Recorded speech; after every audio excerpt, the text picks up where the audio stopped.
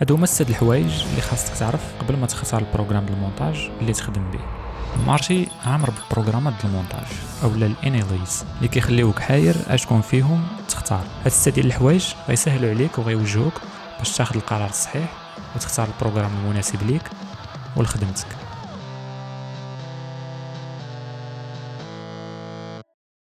كاينين جوج ديال الفورمز اولا الاشكال في المونتاج، نون لينير اريتين واللينير اريتين. نون لينير اريتين هو واحد ديجيتال بروسيس اللي كيعطيك الحريه تقطع الفيديو في اي وقت وكيف ما بغيتي، هو ستاندرد فورم في هذا الوقت. بروغرامات المونتاج كاملين اللي كاينين دابا كيخدموا بالنون لينير اريتين فورم، وهذا الشيء علاش تيتسماو بالاناليز.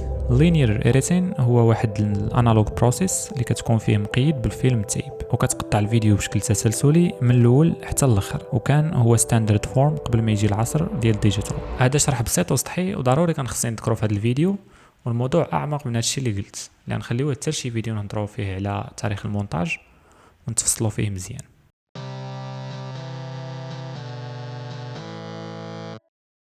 اول حاجه خاص تحطها في بالك ملي تبغي تختار البروغرام ديال المونتاج هي تشوف الميزات والقدرات اللي كيوفرهم لك هذا البروغرام، وهادو هما الحوايج اللي غنحطهم في الاعتبار بالنسبه ليا. بيسيك تولز بحال تقطاع، تريمين، ترانزيشنز والاوديو سينكرونايزيشن، ونشوف واش التعامل مع هاد التولز فليكسيبل او لا معقدين. ادفانسد تولز بحال الكالر جريدين، الفيجوال افكتس والموشن جرافيكس اللي ماشي كلشي كيحتاجهم وماشي كاع البروغرامات كيوفروهم ليك.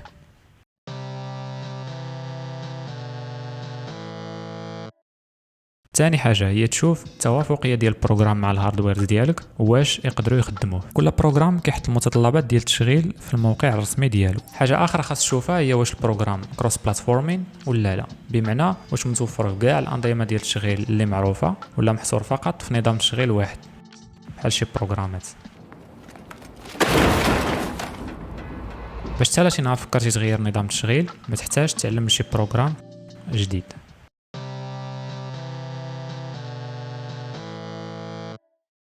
ثالث حاجه هي تشوف واش البروغرام تدعم واحد المكتبه كبيره ديال الكودكس والميديا فورماتس او على الاقل غير الفورماتس اللي معروفين وكيتستعملوا بزاف، باش ما يبقاش يطلع لك هذا الميساج فوق ما تبغي امبورتي شي فيديو في البروغرام. الا بغيتي تتعمق في هادشي ديال الكودكس والفورماتس تشيكي هذا الفيديو اللي يطلع لك الفوق اللي شرحت فيه شنو هو الديجيتال فيديو بالتفصيل. نفس الشيء كينطبق على الاكسبورت، واش البروغرام كيمكنك انك تاكسبورتي بزاف ديال الكودكس والفورماتس او على الاقل غير الفورمات اللي معروفين وتيتخدموا بزاف.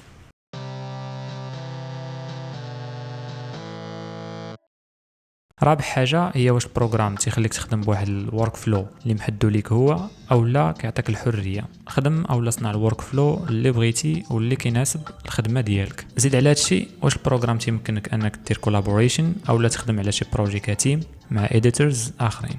هاد النقطه هي اكثر حاجه كنركز عليها من بين هاد العوامل كامله، حيت مرتبطه بالافيشنسي او السرعه والكفاءه في المونتاج، فديما غنختار البروغرام اللي كيعطيني خيارات كثيره وحريه في الورك فلوز.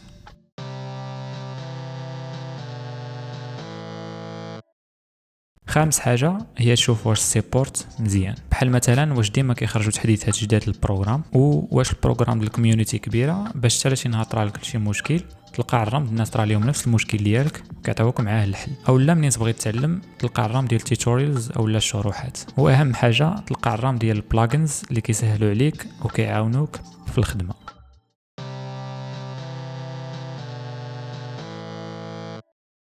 سادس واخر حاجه هي الثمن والتراخيص اللي كيعطيهم لك البروغرام. كاين بروغرامات اللي فابور، وكاين بروغرامات اللي كتشريهم مره واحده، وكاين بروغرامات اللي كيطلبوا منك تشترك معاهم سنويا او لا شهريا. من بعد ما تلقى البروغرام اللي كيناسب الاحتياجات ديالك على حسب المعايير اللي ذكرنا تشوف واش الثمن مناسبك ولا لا. كاين واحد الاوبشن اخر اللي الصراحه ما كنصحش به، ولكن كاين شي شركات كيستاهلوا.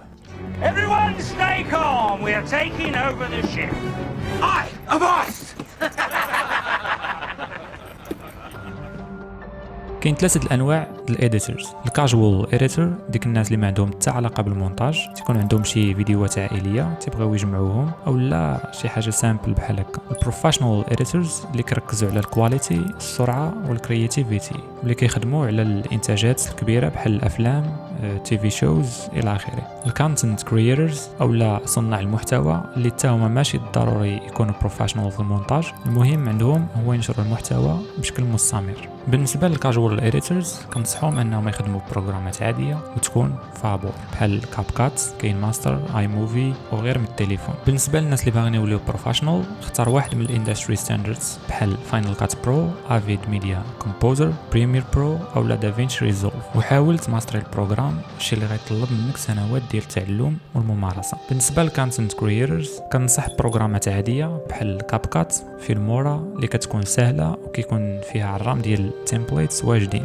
اللي كيخليوك تصنع محتوى زوين وبالزربه. اولا تقدر تانفيستي شويه الوقت وتتعلم واحد من الاندستري ستاندردز بروغرام وماشي بالضروري تماستري. البروغرامات كيبقاو مجرد ادوات بحال المقص شحال هادي، والمونتاج بحد ذاته ما عنده حتى علاقه بالبروغرام. داكشي علاش ديما بالنسبه ليا السرعه والكفاءه اللي كيقدمهم لك البروغرام هما اهم حاجه. فإلا كنتي باقي كتفكر شكون هو احسن بروغرام، طبق هاد المعايير على كاع البروغرامات اللي كاينين في السوق وغتعرف اين واحد فيهم. فإلا وصلتي حتى لهنا نضرب طلع على هذا الفيديو اللي هضرت فيه على المراحل اللي تيدوزو منهم الافلام، فيديو عامر بالمعلومات اللي غتفيدك في هذا الاندستري. كان معكم زكريا، تهلاو.